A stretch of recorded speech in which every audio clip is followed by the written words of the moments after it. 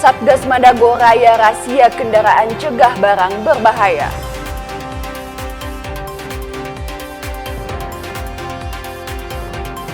Warga antre terima BLTS Kesra di kantor pos.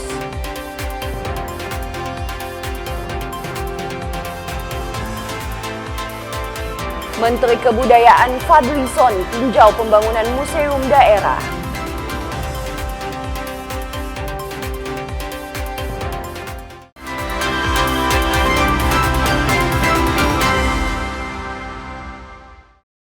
Selamat pagi saudara, apa kabar Anda hari ini? Kita jumpa dalam program Kompas Sulut. Selain 3 berita utama tadi, Anda juga bisa menikmati sejumlah informasi menarik lainnya yang dihimpun tim redaksi Kompas TV. Bersama saya Anata Samewoh, inilah Kompas Sulut selengkapnya.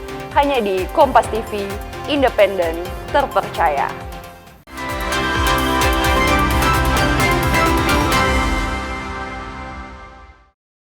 Kita ke informasi yang pertama, Saudara. Satgas 3 Preventif Operasi Madagoraya intensif melakukan razia kendaraan di sejumlah titik di wilayah Kabupaten Poso.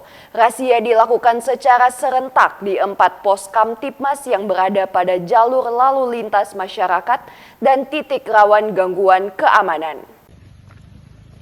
Razia ini dilakukan di 4 pos, masing-masing pos Kamtipmas Taman JK, Kalora, Masamba, dan Tabalu. Personel memeriksa kendaraan roda 2 hingga roda 4 yang melintas, termasuk barang bawaan pengendara.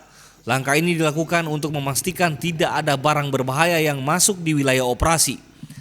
Petugas dengan teliti memeriksa kendaraan untuk mencegah peredaran senjata api ilegal, bahan peledak, amunisi, hingga atribut organisasi terlarang. Kasub Satgas Humas Satgas 4 Banops Madagoraya, Ibtu Rianto Hilian bilang, langkah ini merupakan bagian dari upaya mempersempit ruang gerak kelompok yang mencoba memanfaatkan jalur darat untuk membawa barang berbahaya. Satgas Ops Madagoraya telah melaksanakan razia kendaraan roda 2 maupun roda 4 di 4 titik secara serentak, yaitu pos Kotis Kamtipmas Tamajeka, pos Kamtipmas Kalora, pos Kamtipmas Masamba, dan pos Kamtipmas Kelurahan Tabalu.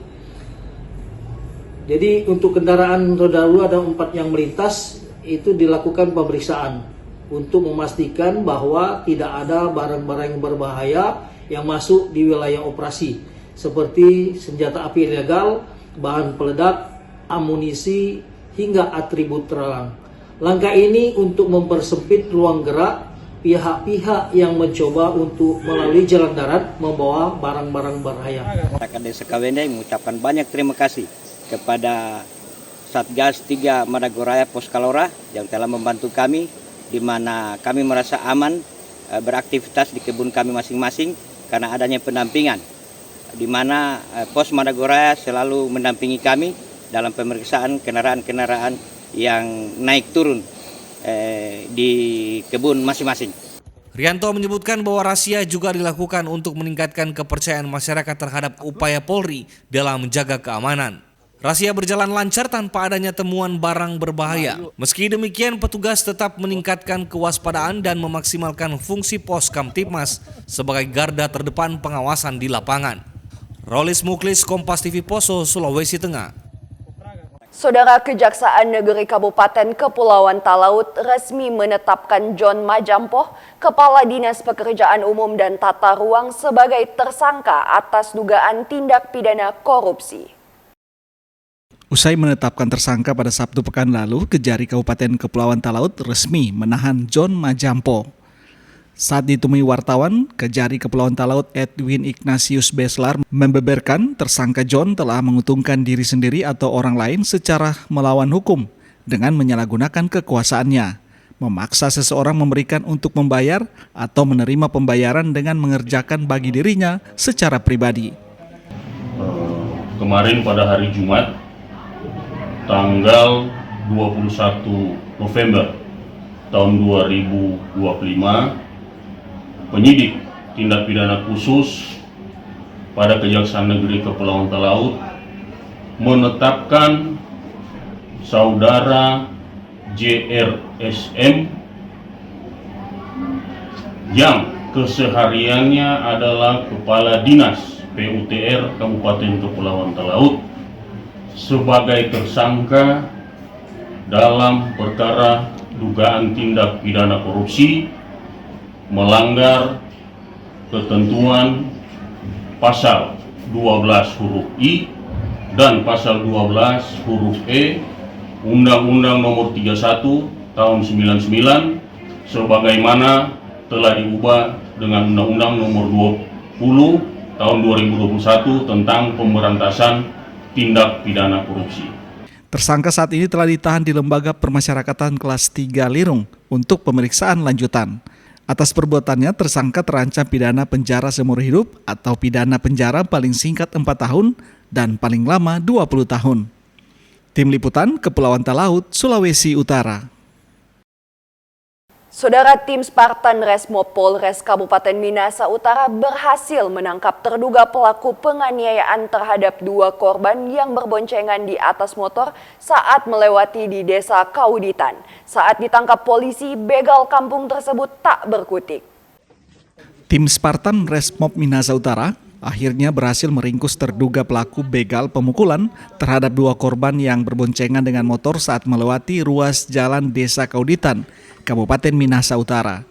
Sebelum ditangkap, kasus ini sempat menjadi perhatian publik yang ada di akun platform media sosial, di mana tampak aksi tak terpuji yang dilakukan tersangka. Kasat Reskrim Ibtu Lega Ikwan Herbayu membenarkan kejadian tersebut. Menerima laporan warga, gerak cepat tim Spartan Resmob Minahasa Utara langsung menuju ke TKP dan menangkap tersangka yang saat itu berada di Desa Lembean. Ini adalah di mana memang benar telah terjadi tindak pidana hari Minggu tanggal 23 November 2025 bertepatan di Desa Kauditan. Kronologis kejadian pada saat itu pukul 15.30 pelaku atau sekarang sudah menjadi tersangka, sudah kami lakukan penahanan dalam kondisi terpengaruh minuman beralkohol mendatangi seorang pria atau seorang bapak-bapak yang membonceng anaknya di situ, lalu melakukan tindak pidana yang berupa pemukulan di lokasi. Untuk motif yang bersangkutan tidak ada unsur dendam, dan untuk pelakunya sendiri pun karena memang sudah terpengaruhi minuman beralkohol, jadi refleks untuk melakukan pemukulan di lokasi. Terduga pelaku ditahan di Polres Minahasa Utara untuk dilakukan pemeriksaan lebih lanjut. Jimmy Dapar, Kompas TV Minahasa Utara, Sulawesi Utara. Saudara, Kejari Donggala mengamankan beragam barang bukti dari proses penggeledahan dan penyitaan sebagai bagian dari penyidikan dugaan tindak pidana korupsi pengelolaan keuangan Perumda Uelino. Total uang tunai yang disita mencapai 850 juta lebih. Penyitaan dilakukan berdasarkan surat perintah penyidikan, izin penggeledahan Pengadilan Negeri Donggala, serta surat perintah penyitaan. Pihak Kejari Donggala dalam siaran persnya membeberkan jika semua barang bukti yang diamankan terkait langsung dengan penyidikan dugaan korupsi pengelolaan keuangan Perumda Uelino sejak tahun anggaran 2021 hingga semester 1 tahun 2025. Dugaan sementara terjadi kejanggalan dalam pengelolaan keuangan perusahaan daerah dan menimbulkan potensi kerugian negara dalam 4 tahun terakhir. Kami, Kejaksaan Negeri Donggala, ingin menyampaikan rilis terkait dengan perkembangan penyidikan dugaan tindak pidana korupsi pada PDAM Uelino Kabupaten Donggala tahun anggaran 2021 dan semester 1 tahun 2025. Setelah sebelumnya, Kepala Kejaksaan Negeri Donggala, Ibu Andireni Rumana, SAMH, mengeluarkan surat perintah penyidikan Kepala Kejaksaan Negeri Donggala tertanggal 10 November 2025. Kemudian, rekan-rekan penyidik menindaklanjuti dengan cepat. Pada tanggal 14 November 2025 dilakukan tindakan upaya paksa berupa penggeledahan dan penyitaan di beberapa tempat demi untuk pengumpulan alat bukti. Dari hasil kegiatan penggeledahan penyitaan tersebut diperoleh data-data benda yang disita yang diduga merupakan perolehan tindak pidana atau ada kaitannya dengan tindak pidana. Proses penyidikan akan terus berlanjut, termasuk pemeriksaan tambahan terhadap pihak-pihak yang diduga terlibat. Lembaga itu juga menegaskan komitmen untuk membuka perkembangan penyidikan kepada publik sebagai bentuk transparansi penegakan hukum. Rolis Muklis, Kompas TV Donggala, Sulawesi Tengah. Warga antre terima BLTS Kesra di kantor pos. Informasi ini akan kami hadirkan sesaat lagi. Tetaplah bersama kami.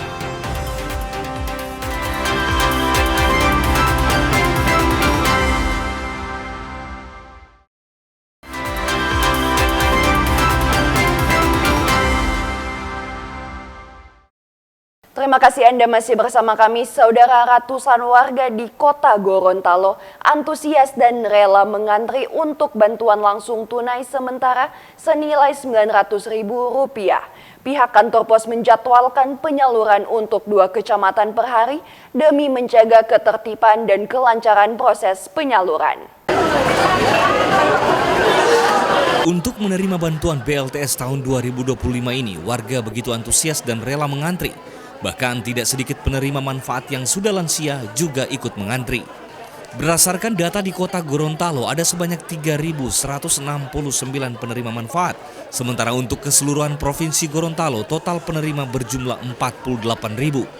Di kota Gorontalo, bantuan ini sudah mulai disalurkan sejak beberapa hari terakhir. Dalam sehari, kantor pos menjadwalkan 2 kecamatan demi menjaga ketertiban dan kelancaran proses penyaluran. Koordinator penyaluran BLTS Kesra Kota Gorontalo bilang hingga saat ini proses penyaluran berjalan lancar meski kerap terkendala dalam aplikasi. Selain melayani penyaluran sesuai jadwal yang ada, kantor pos Gorontalo juga akan melakukan proses penyaluran melalui loket dan pengantaran langsung ke lokasi penerima manfaat. Saya kasih jadwalnya itu per desa, misalnya di Kota Barat ya, ada Buli Ide atau Buladu jam 8 sampai jam 9. Jadi saya kasih jadwal supaya tidak terjadi kerusuhan lah di pembayarannya, penyalurannya. BLTS juga itu dia kalau penerima langsung dia bisa bawa KTP asli. Baru kalau mewakili dia harus membawa kartu keluarga asli, dan yang menerima itu harus 1 kartu keluarga, tidak bisa pisah. Dan yang mewakili harus membawa KTP asli juga, seperti itu. KTP undangan ini dari hari Senin. Undangan dari hari Senin. Jadi ini dibagi bagaimana Bu untuk menerimanya? Kelurahan atau? Kelurahan. Nah ini berkas-berkas yang ada kesulitan sih. KTP sama kartu keluarga. Rencananya digunakan untuk apa? Ya sekolah anak. Penyaluran BLTS Kesra 2025 ini pun diharapkan dapat berjalan lancar dan tepat sasaran, serta mampu meringankan beban masyarakat di Gorontalo. Krisma Kamisma, Kompas TV Kota Gorontalo. Saudara, pencairan bantuan langsung tunai sementara atau BLTS Kesejahteraan Rakyat mulai dilakukan pihak PT Pos Indonesia. Di kantor pos cabang utama Manado, ratusan warga mulai memadati kantor pos dan antri untuk mencairkan bantuan senilai Rp900.000. Inilah suasana di kantor pos cabang utama Manado di Jalan Samratulangi, Kota Manado, Rabu pagi.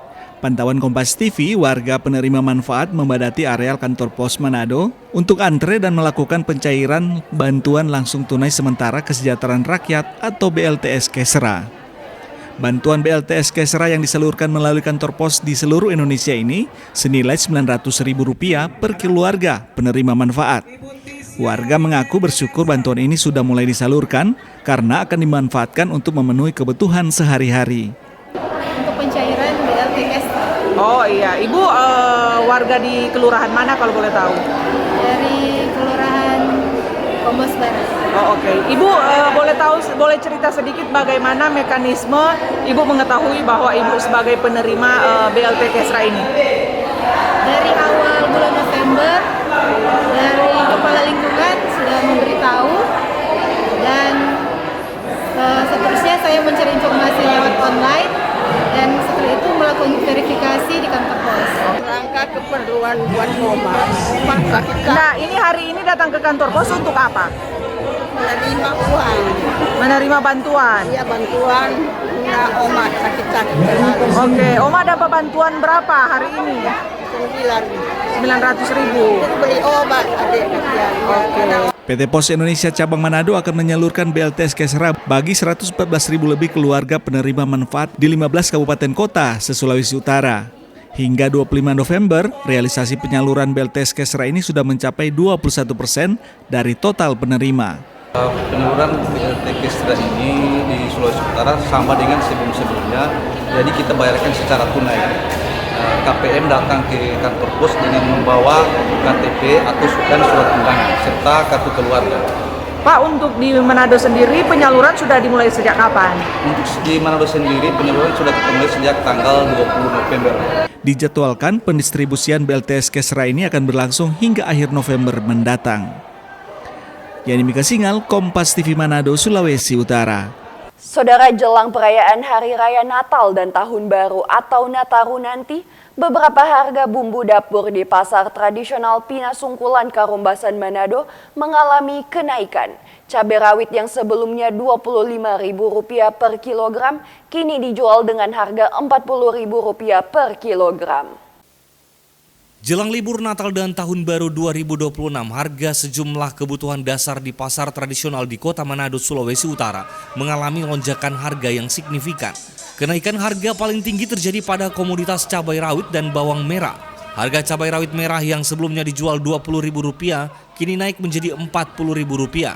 Sedangkan harga bawang merah sebelumnya Rp30.000 per kilogram, saat ini dijual Rp44.000 per kilogram. Sementara untuk harga tomat masih berada di harga normal yaitu Rp3.000 per kilogram. Menurut pedagang, kenaikan ini dipicu minimnya pasokan dari petani di daerah penghasil yang mungkin diakibatkan karena faktor cuaca. Kalau rica sekarang sudah Rp40.000. Iya. Biasanya 25, 20 per kilo. Sekarang sudah naik, sudah Rp40.000. Mungkin DP naik ini, mungkin DP stok kurang stok. Jadi pasokan dari daerah iya, kurang. Jadi DP ini rica naik. Bawang merah lagi semulai naik. Biasa cuma Rp40, 36, sekarang so Rp40. Oh, so berkurang. Dorang kan masih murah, dorang sudah stok. Biasa orang cuma beli setengah kilo, sudah ambil 3 kilo. Jadi orang so stok duluan dang. Jadi sekarang rica naik, so menurun orang beli. Orang mau bilang bagaimana Kang, so waktunya mau naik mungkin, jadi orang harus beli, orang perlu. Jadi biar mahal itu tetap. Ya tetap karena mau pakai. Masyarakat pun berharap agar pemerintah bisa turun langsung untuk memastikan harga di pasaran sehingga jelang Natal dan Tahun Baru nanti harga kebutuhan pokok maupun bumbu dapur bisa di harga normal. Jimmy Dapar, Kompas TV Manado, Sulawesi Utara.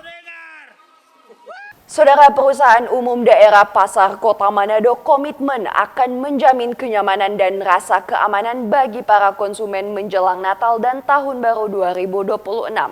Hal ini akan dibarengi dengan pola penertiban bagi setiap pedagang yang tidak mematuhi aturan. Luki Senduk selaku Direktur Utama PD Pasar Manado mengungkapkan bahwa menjelang Natal 25 Desember 2025 dan Tahun Baru 2026 pihak direksi dan manajemen akan terus melakukan pembenahan di sektor lokasi parkir maupun harga lapak para pedagang. Hal tersebut menjadi prioritas dikarenakan untuk mengantisipasi lonjakan padatnya konsumen atau pembeli saat sepekan menjelang hari besar keagamaan. Keterangan Luki ini bertujuan untuk menjamin kenyamanan, keselamatan, serta ketertiban bagi para pembeli dan pedagang saat sedang melakukan transaksi jual beli di pasar Bersehati.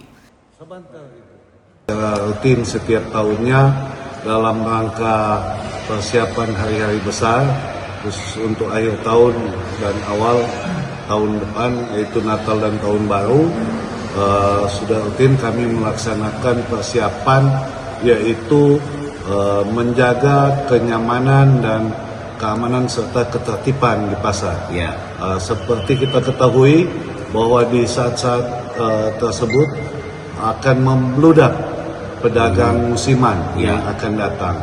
Maka kita tetap konsisten dengan aturan yang ada. Maka itu harus diatur sesuai dengan penataan pasar yang kita kelola. Meski sementara dalam konsentrasi dengan program persiapan Natal 2025, potensi penjualan di area terlarang akan langsung segera ditertibkan. Jimmy Dapar, Kompas TV Manado, Sulawesi Utara. Informasi Menteri Kebudayaan Fadlizon tinjau pembangunan museum daerah akan kami hadirkan usai jeda berikut. Tetaplah bersama kami.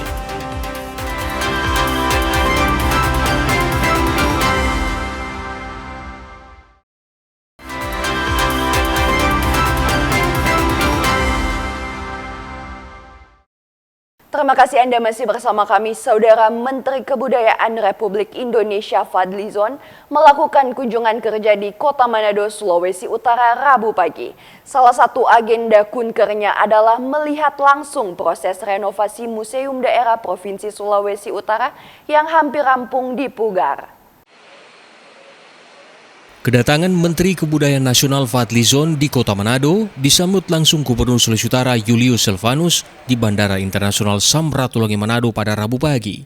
Dari bandara, Menteri langsung menuju Museum Provinsi Sulawesi Utara untuk meninjau langsung proses perbaikan menyeluruh dari museum ini. Di museum ini, Menteri Kebudayaan bersama Gubernur Silvanus dipresentasikan rencana rancangan bangunan museum yang didesain secara modern dan memiliki sejumlah fitur futuristik yang bertujuan membuat museum menjadi pusat kebudayaan yang lebih modern dan multifungsi, yaitu sebagai pusat edukasi dan penelitian. Menteri Kebudayaan Fadlizon bilang bahwa pembangunan Museum Provinsi Sulawesi Utara saat ini merupakan langkah penting dalam menjaga warisan budaya dan peradaban masyarakat. Tidak seperti yang sempat dihebohkan beberapa waktu lalu, di mana sempat beredar kabar museum akan dijual. Seperti yang saya katakan tadi, saya merasa senang, sangat mengapresiasi. Tadinya berita tentang Museum Sulawesi Utara ini berita yang viral. Museumnya waktu itu katanya mau dijual, wah, sampai saya juga mendapat ini. Nah, tapi setelah ada terpilih gubernur baru, Pak Silvanus, Pak Julius Silvanus, beliau langsung pada waktu itu juga menyampaikan kepada saya, kita akan perbaiki gitu. Dan sekarang saya lihat langsung sudah 50, mungkin sebentar lagi bulan depan sudah jadi. Dan tadi dari paparan itu planning untuk museum ini luar biasa sebagai museum provinsi, dan narasinya sudah kelihatan dengan baik, dengan jelas, storyline-nya nanti tinggal mungkin sentuhan dari tata pamernya. Kita harapkan memang semua museum-museum di provinsi itu ada upgrade, ya. Mungkin ini malah justru yang pertama. Sementara itu, Gubernur Sulawesi Utara Julius Silvanus bilang bahwa pihaknya berkomitmen untuk menjaga warisan budaya Sulawesi Utara lewat renovasi museum ini. Usai mengunjungi Museum Provinsi Sulut, rombongan Menteri Kebudayaan beserta Gubernur Silvanus menuju lokasi pelaksanaan pameran Filateli Nasional di salah satu pusat perbelanjaan di Manado, di mana Menteri Kebudayaan membuka jalannya pameran Filateli Nasional sembari melihat sejumlah perangko yang bernilai sejarah dan memiliki nilai ekonomi tinggi. Edward Siwi, Kompas TV Manado, Sulawesi Utara. Saudara, momentum kunjungan kerja Menteri Kebudayaan Fadlizon di Manado, Sulawesi Utara dimanfaatkan oleh para seniman Sulut untuk memberikan karya seni berupa lukisan. Lukisan tersebut diserahkan di Museum Negeri Provinsi Sulut Rabu pagi. Ada yang menarik saat kunjungan kerja Menteri Kebudayaan Republik Indonesia Fadlizon di Museum Provinsi Sulawesi Utara. Sekelompok seniman dari Sulawesi Utara terlihat mencegat rombongan Menteri Kebudayaan bersama Gubernur Sulut usai meninjau revitalisasi Museum Negeri yang berlokasi di Kelurahan Lawangirung, Kecamatan Wenang. Tampak para seniman menyerahkan sejumlah lukisan dengan visualisasi kepala orang mengkonsumsi wortel. Lukisan yang merupakan hasil karya Alfred Pontolondo ini diserahkan langsung kepada Fadlizon. Menurut sang pelukis, makna visualisasi kepala orang sedang makan wortel itu mengandung pesan ketika manusia menerima makanan bernutrisi dan baik, maka manusia akan menghasilkan sesuatu yang bermanfaat dan bernilai. Mereka berharap Menteri Kebudayaan akan memberikan atensi dalam mendorong pengembangan kegiatan seniman di seluruh wilayah Indonesia, termasuk di Sulawesi Utara. Selalu mengkonsumsi hal-hal yang bernutrisi, yang baik, yang positif, baik pengetahuan atau apapun, maka pikiran-pikiran pun dari kita itu kemudian akan menghasilkan sesuatu yang bermanfaat bagi orang lain, bagi lingkungan dan bagi makhluk. Kenapa tema lukisannya itu yang diberikan ke Pak Menteri? Apakah ada? Karena Pak Menteri ini orang yang sangat suka seni dan dia suka sesuatu yang simbolis, sesuatu yang maknanya lebih dalam. Jadi kita sengaja memberikan itu sebagai selain itu beliau kan kapasitas menteri, beliau punya tanggung jawab untuk juga melakukan edukasi terhadap masyarakat tentang. Kunjungan Menteri Kebudayaan Fadlizon di Sulawesi Utara salah satunya adalah memantau perkembangan revitalisasi Museum Negeri Sulawesi Utara yang saat ini sedang dilakukan oleh pemerintah. Yani Mika Singal, Kompas TV Manado, Sulawesi Utara. Saudara Gubernur Sulawesi Utara Julius Salvanus mengingatkan kepada seluruh insan kesehatan seprovinsi Sulawesi Utara untuk melakukan deteksi dan langkah penanganan penyakit tuberkulosis atau TBC. Hal ini disampaikan Gubernur pada momen peringatan Hari Kesehatan Nasional ke-61 yang diperingati pemerintah Provinsi Sulut pada Selasa sore.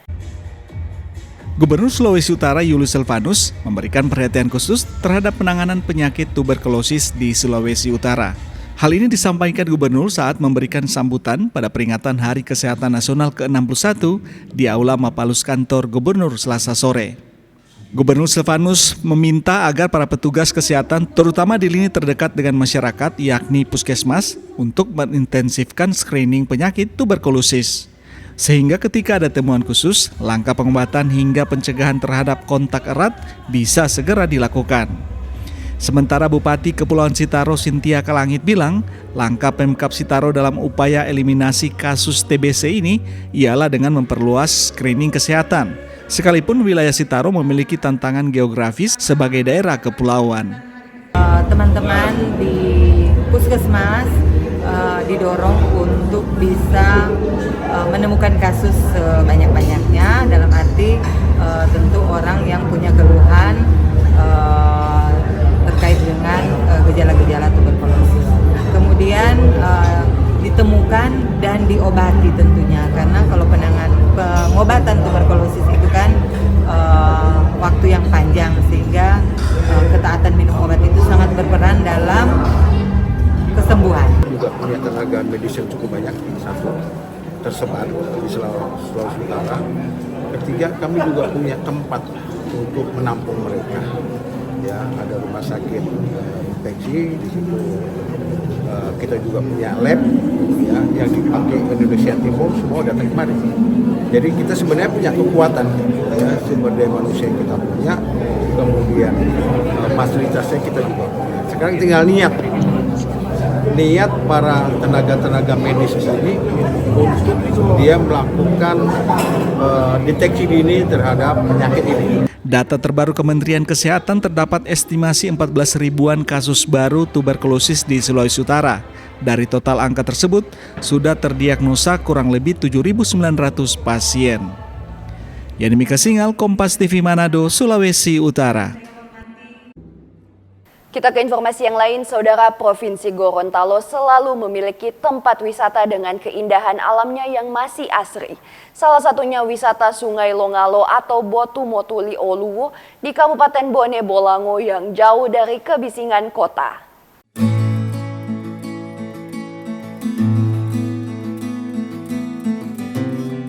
Saudara, kali ini kita akan mengajak Anda menikmati tempat wisata yang masih asri dengan pemandangan alam dan sungainya yang bersih. Namanya wisata Sungai Longalo atau Botu Motuli Oluwo. Menuju ke tempat wisata ini harus menempuh jalan darat sejauh 15 km dari pusat kota Gorontalo. Tempat wisata ini berada di Desa Longalo, Kecamatan Bulango, Kabupaten Bone Bolango. Begitu sampai di lokasi, terlebih dahulu membayar tiket masuk sebesar Rp6.000 per orang.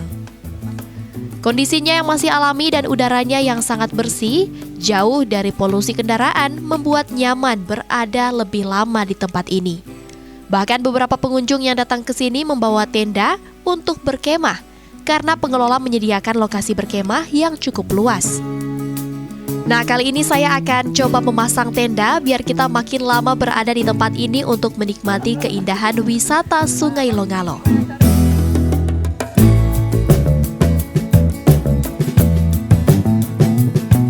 Akhirnya selesai juga memasang tenda mini dan kini saatnya membuat roti dan minuman hangat.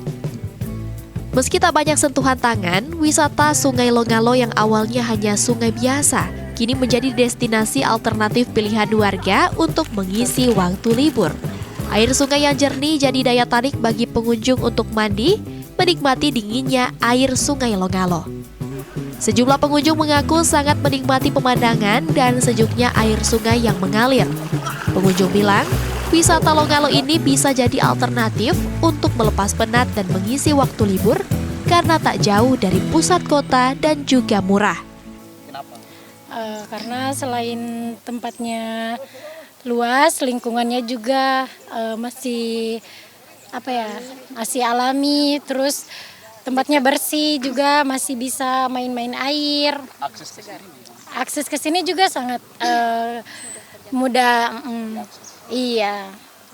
Untuk biaya masuknya per orang sangat terjangkau, yaitu cuma di 6.000. Oh iya, di sini juga bisa camping, masak-masak sama teman-teman juga, main air juga begitu. Pengunjung yang datang ke tempat ini tidak hanya membawa keluarga, tapi juga ada yang datang bersama teman kerja. Kegiatannya camping bareng bersama karyawan-karyawan. Yang pertama dekat dengan kota, yang kedua suasananya kita mau lebih dekat dengan alam lagi. Jadi supaya kebersamaan lebih dekat lagi. Bagi pengunjung yang tidak membawa tenda, pengelola sudah menyediakan pondok kecil untuk beristirahat serta musola. Nah, bagi Anda yang ingin menghilangkan lelah bekerja selama seminggu, bisa datang ke wisata Sungai Longalo, menikmati keindahan alam dengan udara yang masih segar, serta menikmati mandi di Sungai Longalo dengan airnya yang jernih dan dingin. Tim Liputan, Kompas TV Gorontalo.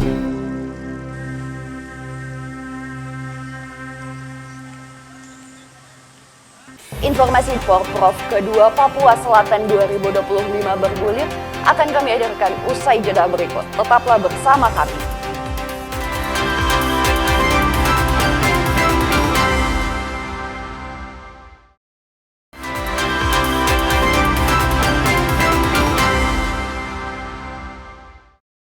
Terima kasih Anda masih bersama kami. Saudara, Badan Narkotika Nasional Provinsi Sulawesi Selatan memusnahkan 7,4 kg ganja dan 198,07 gram sabu dengan cara dibakar di mobil incinerator.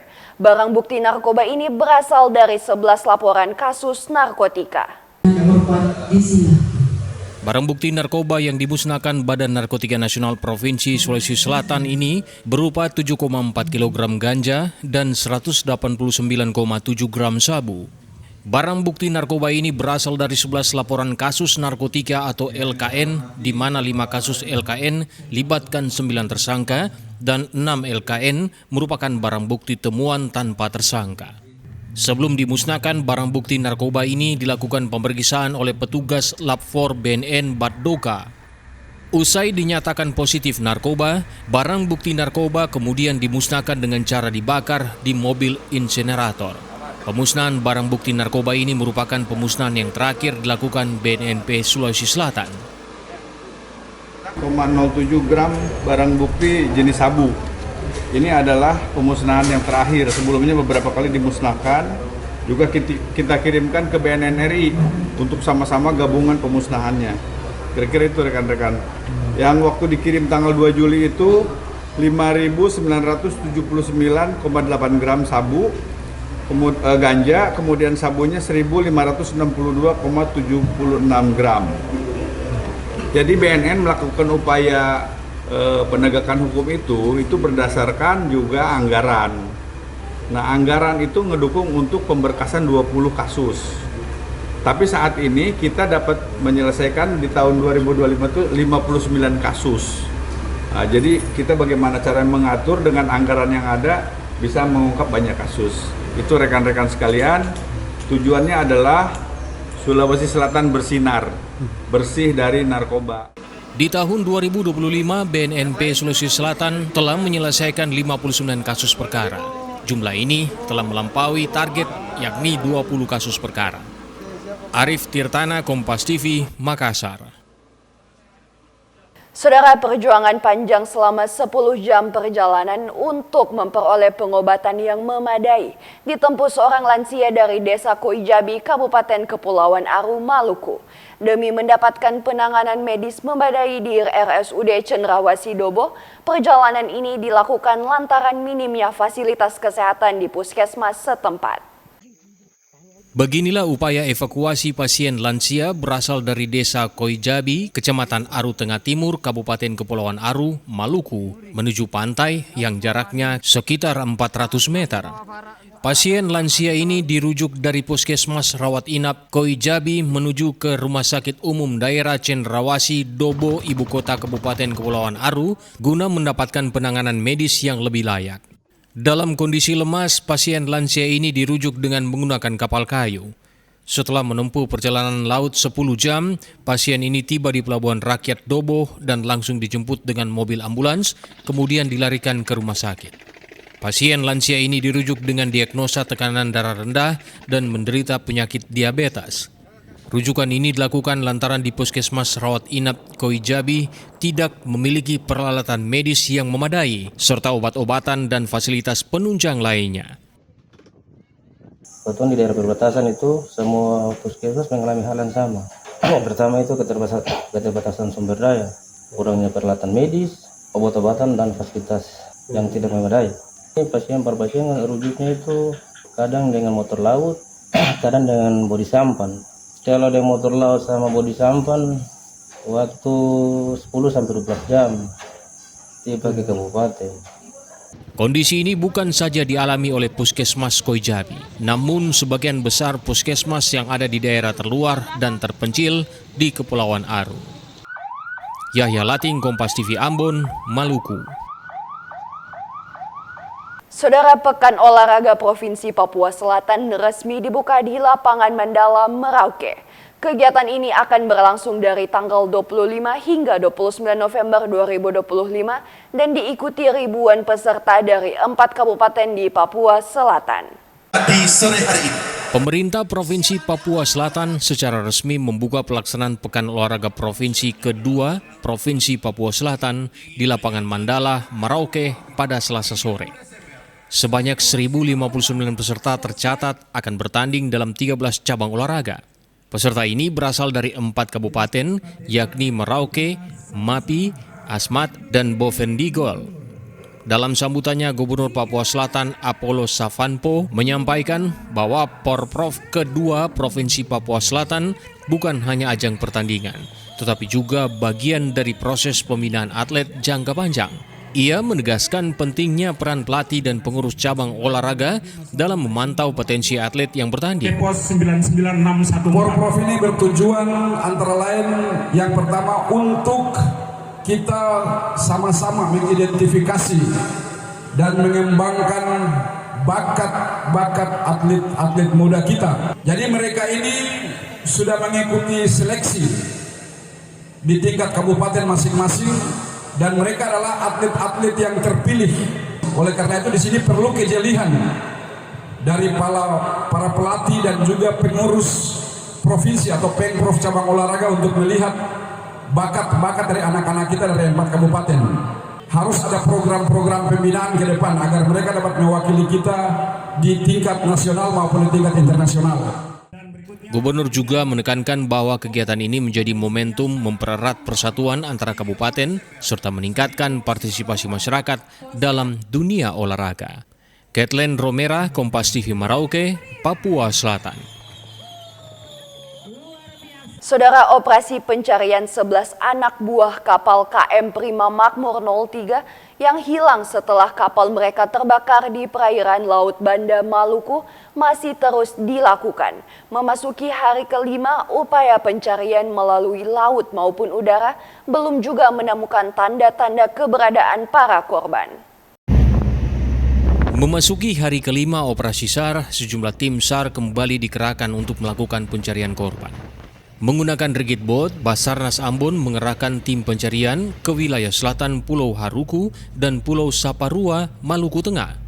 Upaya pencarian ini juga dilakukan melalui pantauan udara menggunakan pesawat jenis Beechcraft 1900D P4301 milik Polri Polairut Polda Maluku guna memperluas operasi pencarian dan pemantauan dari udara. Namun hingga sore belum juga ditemukan tanda-tanda keberadaan 11 korban tersebut.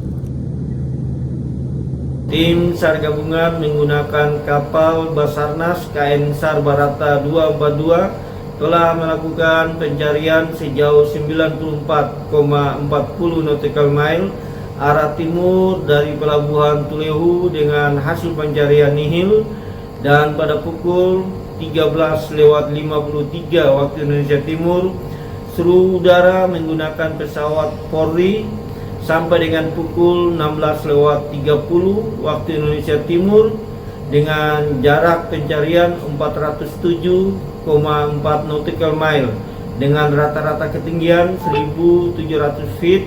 Hasil pencarian lewat udara nihil. Tim Liputan Kompas TV Maluku. Kompas Sulut masih akan hadir dengan informasi olahraga, di antaranya 3 arahan Presiden soal prioritas atlet. Tetaplah bersama kami.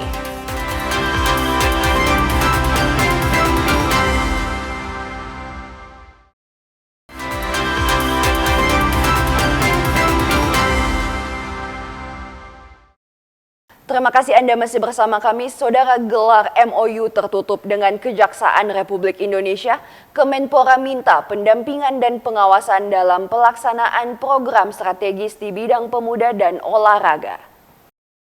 Penandatanganan nota kesepahaman antara Kemenpora dan Kejaksaan RI digelar secara tertutup di Wisma Serbaguna Kemenpora Jakarta Senin pagi. Meski tak merinci satu persatu, Menpora Erick Thohir bilang MOU ini bertujuan untuk memastikan program strategis Kemenpora berjalan sesuai rencana dan tertib administrasi. Erick mencontohkan bagaimana setiap cabang olahraga yang didanai pemerintah melalui Kemenpora punya cara masing-masing dalam upaya mencapai targetnya. Praktis butuh pengawasan dan pendampingan agar tidak terjadi kesalahan, terutama terkait anggaran. Saya rasa ini semua niat baik. Kita tadi Pak Jaksa Agung bicara tidak boleh curiga. Tetapi kadang-kadang tadi beliau sampaikan dalam prosesnya itu kan suka ada godaan. Nah itulah yang kita jaga. Apalagi 1 bulan terakhir di sini saya sudah sampaikan kita akan memperbaiki tata kelola semua. Semua kegiatan-kegiatan yang dilakukan oleh Kemenpora yang menyangkut dengan adanya anggaran yang keluar. Kemudian kami juga melakukan penata kelolaan juga. Nanti kami ada bidang datun yang bisa membantu tata kelolanya.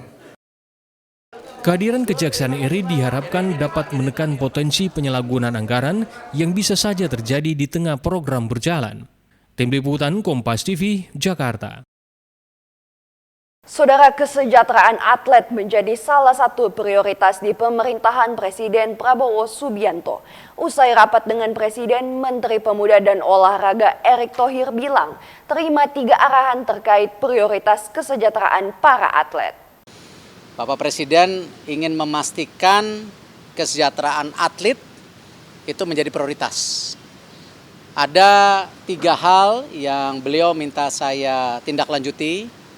1 mengenai beasiswa atlet LPDP untuk benar-benar nanti dialokasikan seperti apa. Juga atlet-atlet yang memang berprestasi bisa juga diberi kesempatan tadi apakah masuk menjadi ASN atau TNI Polri. Pak Presiden juga sedang mereview nanti untuk bonus SEA Games, Asian Games dan Olimpiade. Saya yang ini angkanya belum boleh karena saya mesti konsultasi dulu dengan Kemenkyu. Dan luar biasa Bapak Presiden menginginkan juga atlet ini punya jenjang ya pendidikan dan juga pusat pelatihan yang prima. Makanya Bapak Presiden akan membangun pusat olahraga nasional ya, dan di dalam situ juga ada akademi untuk olahraganya.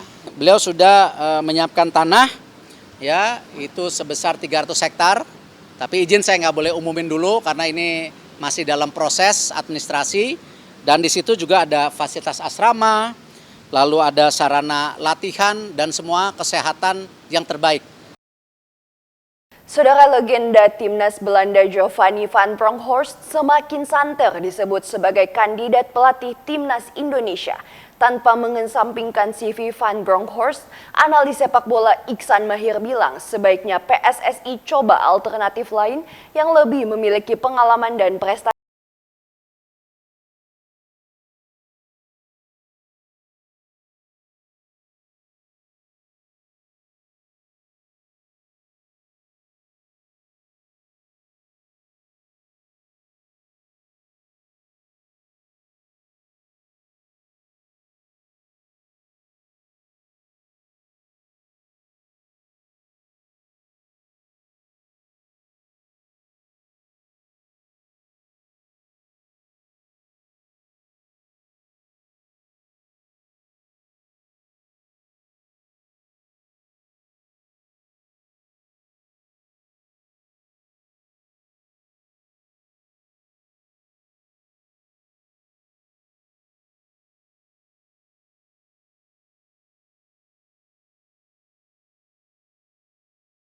Dengan pengalaman kita dengan pelatih bersama Belanda yang telah dialami di era Perdana lalu, tentu sebaiknya PSSI mencoba alternatif pelatih lain, terutama dari pelatih-pelatih yang punya pengalaman lebih baik di Asia dan juga sudah menunjukkan punya track record sangat baik dan juga prestasi di kancah Asia. Sebelumnya PSSI sempat menyampaikan ada 5 kandidat pelatih timnas. Namun identitas pelatih masih disimpan rapat lantaran menghormati klub dan tim nasional yang masih ditangani. Angga Nurizki, Kompas TV, Jakarta. Saudara, Indonesia mencetak sejarah dalam olahraga cerebral palsy football dengan menjadi runner-up turnamen tingkat Asia Oseania. Melawan tim juara dunia, Indonesia memberikan perlawanan sengit walau akhirnya kalah 0-2. Final turnamen cerebral palsy football tingkat Asia dan Oseania digelar di Stadion Sriwidari Solo, Jawa Tengah. Indonesia jumpa sang juara dunia tahun lalu, Iran. Tidak diunggulkan di partai final, namun Indonesia bermain sangat baik, terutama lini tengah yang dinamis dan mampu menjaga ritme permainan. Pertahanan Iran yang kokoh dan kiper Aref Babaeni yang menjadi tembok tebal membuat Yanuar Duma dan kolega tumbang 0-2. Turnamen ini menjadi pemanasan tim cerebral palsy football Indonesia jelang bertarung di Piala Dunia tahun depan. Ya, kita akan mematangkan skema dan khususnya di sisi penempatan pemain ya. Jadi kita akan set untuk pakemnya, bagaimana pergerakan posisi menghadapi tim-tim yang kuat. Nanti kita akan maksimalkan di situ. Ya, kami sangat antusias, sangat bersemangat, apalagi World Cup tahun depan kami sudah mengunci tiketnya, jadi kami akan semaksimal mungkin dalam persiapan pelatnas nanti. Pertama kali ikut turnamen tingkat Asia Oseania, Indonesia langsung mencapai final. Perjalanan ke final tak mudah karena Indonesia menghadapi Australia, Jepang, dan Thailand. Widin Nugroho, Kompas TV, Solo, Jawa Tengah. Informasi olahraga tadi menutup perjumpaan kita dalam program Kompas Sulut. Saya Natasha Mewoh pamit undur diri. Tetap saksikan rangkaian program berita di Kompas TV, independen, terpercaya.